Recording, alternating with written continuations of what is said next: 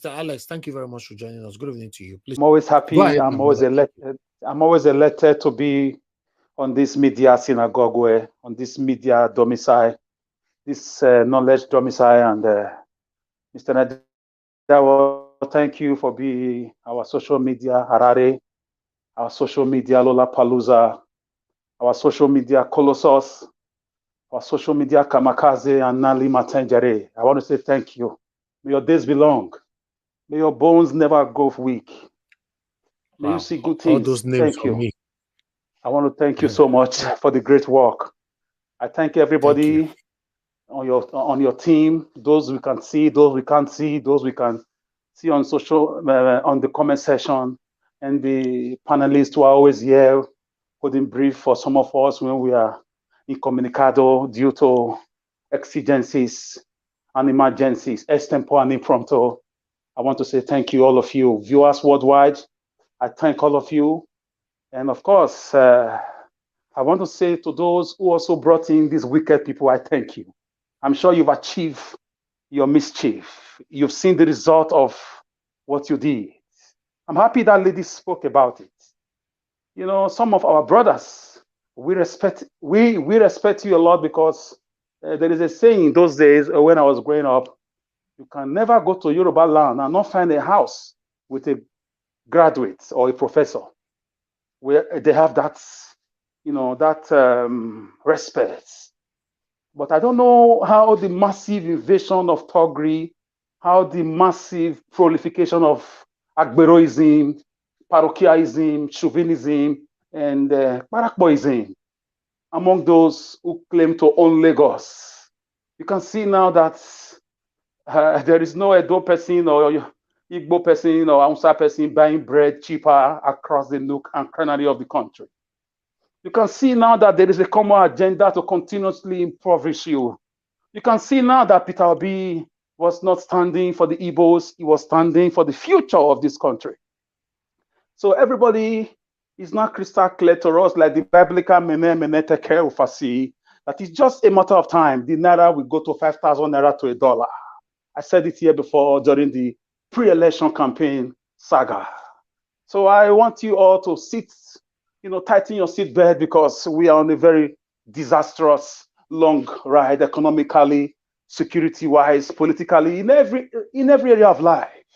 There's no hope anywhere.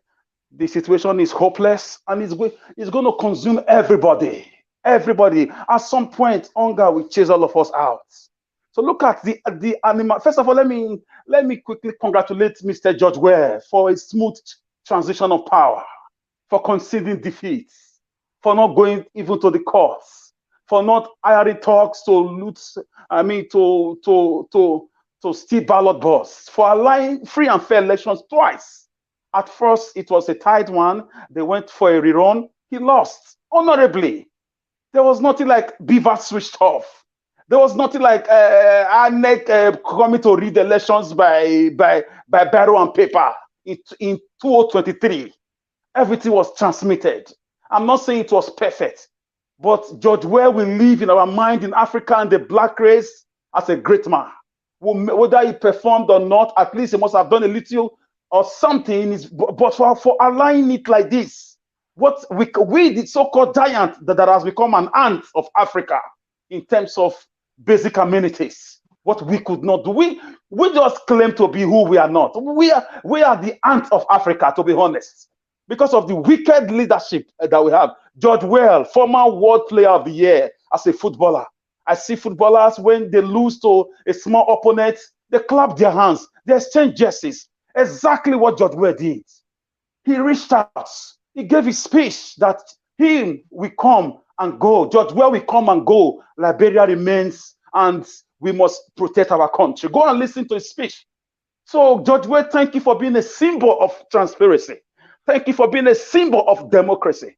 Thank you for being a symbol of maturity. Thank you for being a symbol of, not having this insatiable quest to be in power at all means, by all means, even if it means wiping out a whole tribe, wiping out a whole generation. Thank you for not telling your policemen to do what our police did during elections, enabling thugs to rig elections, destroying people's shops, killing people, setting places ablaze, telling people not to bother to come and vote if they are not voting for a particular party. George, where you were the president, you had the rights, you had all the power, the commander-in-chief of the armed forces of Liberia. But you said no. A great man is not a man that fights. He's not a man that has power. A great man is a man of peace. Thank you, Mr. George Ware. You have now become a symbol where they mention Nelson Mandela, Julius Nyerere of Tanzania, where they mention Sekou Toure, where they mention Obafemi Awolowo. Of course, George Ware will be mentioned for a peaceful election, for admitting that he lost, that he will fight another day. That is political sportsmanship. I hope Mahmoud is listening. He should go and take a lesson from the Liberian INEC. Go and take a lesson. I hope the APC is listening. Festus Keyamo is listening. I hope Fani Kayode is listening. I hope all the APC political rats and cockroaches who went about spreading falsehood about Peter Obi and the Igbo tribe, I hope they are all listening. And I'm sure they will go and feed hungry Nigerians now. Fani Kayode should go and feed them. Kayamo should go and feed hungry Nigerians in Lagos, in Benin, in Delta, in Kano. I hope they will come and solve the economic problem now. Instead of being, going for the best, using criteria, following the rules, like George Ware and Liberia has done. In fact, I'm very happy for Liberia. I'm happy. Sierra Leone did the same thing. What is wrong with Nigeria? Look at what a governor is doing. Using billions for rechargeable. How can he be buying rechargeable light and you are even announcing it? How much is a rechargeable light? How much? It's 25 or 35,000 naira. You are marking billions. That is the monkey nature of our politicians. Baboons, animals in human skin. They will always be, according to Mr. Fela and Nicolas Mokuti. So this is a country, this is where we found ourselves. We cannot carry out on a colloquy like a repetition of what we'll be saying on a daily basis. But we must continue to say it. How are the mighty falling? We will say it in Gath. We will publish it in the street of Askelons. Let the daughters of the Philistines rejoice. And of course, let those who are in the hills and valleys of Africa know the wickedness, the evil of Nigerians. No one single governor, apart from the Abia State governor, although who recently is encroaching some scandals that has not been confirmed, he has stood out recently. Nearly all the governors, brothers and sisters, no one is driven by ideas, no one is driven by education, no one is driven by innovation, no one is driven by history, no one is driven by law. It's all about money, materialism, marrying different women from all sorts, all walks of life, acquiring all the. Where are you going with all these things? Solomon had it. It's a vanity upon vanity. All this vanity. I saw a video you played, Mr. Naija, where a president is saying these things are useless. These things, the Zambia president also said the same thing. And these things, we don't need them. How can I use $2 million to buy my car? Zambia president said so. How can I use millions of dollars to buy cars when we have cars there before? He said, I will not sign it. This money will be channeled into education for our people. Nigerian leaders can't talk like that. Look at the senators, overblown people. They're all, you can hardly find a senator in Nigeria that is fit, that talked about fitness. They're all overblown with the blood of innocent Nigerians, with people's money. Look at them, always looking like a round, shapeless figure because of wickedness. And you think you are enjoying your life, 24/7 air conditional life. You buy cars, 160 million naira per car because you don't want to fix zero bullet cars, because bulletproof cars, because you have created insecurity. And you are not thinking about the people. I've never heard an argument from a senator or a House of Rep member that will catch the eyes of the world. I've never heard an argument for 10 minutes that will go viral because a rep member or a senator is talking about the decadence or the lopsidedness of the country, addressing the unrest in the Southeast, addressing the electionary violence that takes place every 4 years. Right now, they are looting money for 2027 that we've not even gone past half of this administration. They are already amassing money. All this money they are borrowing, they are lying about this and that. It's all about 2027. Gentlemen, I'm a political scientist. a political guru, so I know where this ship is going to dock. It's about 2027 already. That's the wickedness of men and women. They are not caring about the naira and the dollar. They are not caring about the insecurity, about the food scarcity, about the disease ravaging our women and at the hospitals and the lack of medical facilities. They don't care about the transportation system. They don't care about the massive migration of our young men, young able-bodied men and women, doctors, lawyers, nurses, engineers, teachers. Everybody's on a bandwagon of exodus, living a great country, a great land, bequeathed to us by our forefathers, with the hope that we can forge ahead for our generations. The country needs to wake up. We need to wake up. We will continue talking. We will continue preaching until we all stand up and fight. We have to fight. I look forward to a day where some of these wicked men and women will scream for their lives in justice. I look forward to a day where they'll be lined up and their sins will be read out loud to them. The evil they've caused Nigerians, or the accidents orchestrated by bad road due to looted money to Swiss bank. I look forward to that day where it will be read before their eyes. A group of patriotic Nigerians will take over the reins of power and serve justice to those that need justice. And take this country and take the ship of state of Nigeria and turn it around and say, no, we are human beings. I look forward to a day where we will all we'll sit and say, yes, this is what we wanted.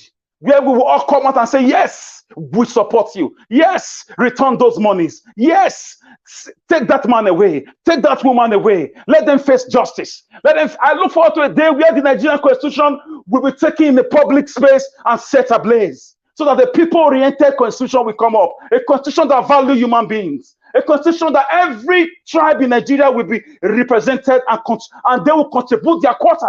They will be recognized. I look forward to a day where this constitution will be sent back to where it came from. I look forward to a day where this nation will truly be a nation where human beings can live, not where animals live. Nigeria, have you been to some of our roads? You will weep. A nation that's a member of OPEC. You will weep. I look forward to a day where we'll have our own J.J. Rawlings and his friends, and they will carry out the much-awaited cleaning across the nook and cranny of the nation. It's not impossible. I look forward to a day that Nigeria will be a great nation, even if it's divided. We'll live as neighbors like Sweden, Denmark, Norway, and other countries like Switzerland and Italy are living as neighbors. I look forward to a day where all these things that are happening now will be brought to limelight and justice will be given. I look forward to a day where Deborah's case will be opened and people will face justice. I look forward to a day where people who don't want development will be driven to the corners of history. My own is just to let you know that some of us are not giving up on this country, either as a land or as a country. I mean, Obasanjo Awolowo told BBC that when he was asked what he felt about Nigeria, he said, I don't see it as a nation. I see it as a mere geographical expression. So if our founding fathers didn't see it as a nation, no wonder Ojukwu led that war. It was a peaceful negotiation that led to a war. It was not a war originally. So if we cannot exist together, let's go our ways. Why the wickedness? Why the electricity darkness? It's only wicked people that love to dwell and remain in darkness forever. That's our politicians. They are buying cars in darkness. They are reading budgets in darkness. They are borrowing money in darkness. They are doing all they are doing in darkness. How can you develop in darkness? A man who do not talk about light is an evil man. A man who do not care about light is a very dangerous man. Jesus said, men love darkness because their deeds are evil. So our leaders love darkness because their deeds are evil. They are the ones bringing generator to the country, noise pollution, air pollution, environmental pollution. The decadence in our society, this cleaning, it will come. When Luther King Jr. was saying, I have a dream, most people in power did not believe it. They didn't see Obama coming. They didn't see Today America coming. So I look forward to that day where we'll look back and say, yes, we did our bits. Malcolm X did his bits. His bits. We are doing our best. So Nigeria, never you feel discouraged, never you feel down, never you get irritated by what some parochial human beings are going to say. Don't you feel discouraged. It's going to happen someday. When I don't know, it's like the Animal Farm story. It happens sooner than expected. It happened sooner. It happened. They were looking at 10 years, 20 years. It happened in like a week. One day we all wake up to this cleansing. Cleansing in the north, cleansing in the east, cleansing in the south, cleansing in the southeast, cleansing everywhere. All these leaders will be brought to justice. Even those who are going to hide across the globe, they will be brought back home to face justice. Public justice. Public justice. I'm controlling myself so much not to go against the rules of the platform. NAIJA Watch is so sad. It's so sad that people who call themselves human beings, whether they spend money or not on governorship, are lying, pretending to be spending billions on rechargeable lantern. Who are we deceiving? Who will believe this boogaboo, this political fallacious boogaboo that should be poo-pooed by every normal human being? So it's just a shame that human beings don't have sympathy. They don't have what it takes. When American billionaires are donating their monies to research, to cats, to dogs, even to human beings and to poor countries, we are having people who are stealing money made for pregnant women, maternity, made for roads, made for schools, for children, money made for, electricity, money made for transportation, money made for, development generally. They just believe in stealing and stealing. Come on, what are we doing with all this money? Like that woman said, Buhari has been ruling, like Buhari ruled. The woman said Tinubu will rule in prosy for many years. Is it you that said it? Listen, it happened. With all the money Abacha stole, where is it today? Mobutu Sese Seko of Zaire, where is it today? At the time, he was the richest man on the planet with about $8 billion. That's at 97 or so. Where is it today? Where is it today? So everything is vanity. Vanity upon vanity. Mandela said, I don't want to be remembered as the richest man on the planet. I don't want to be remembered as the most famous man. I want to be remembered for goodness sake, for humanity's sake, for justice, for equal opportunities for all races, in spite of their color. That was a rephrasing of Martin Luther King Jr.'s speech, that we should not be judged by the color of our skin, but by our character. So great men are men that read books and that they go back convictions and inspirations from other great men. You cannot hide it. Listen, let nobody fool you. Let them tell you they can use peace to bring the dollar to 100 naira to $1. No, you must produce. You must fix your refinery. You must allow a society where there is equal opportunities. You can't use mouths to make dollar and naira equal. It's not possible. When you are not exporting anything, when your young men and women are living, go to the airport. It's like a battleground. People are living in drones, in thousands, and your leaders are not consigned. There is no state of emergency. The National Assembly has not gone on strike to say no, until something is there about Nigeria problem, we are not sitting anymore. We are shutting down. They will not do anything like that because they are expecting bulletproof cars, expecting test email, prayer email on their account. Come on, NAIJA Watch, I would like to drop it here. Thank you very much. Thank you. Thank you. Thank you very much, Mr. Alex. That was a wonderful submission from you as usual. And it's a very emotional one as well. Looking forward to those, statements from you to happen, to become a reality somehow, someday. But for me, when, is a big question, because not every one of us that is ready for this to happen.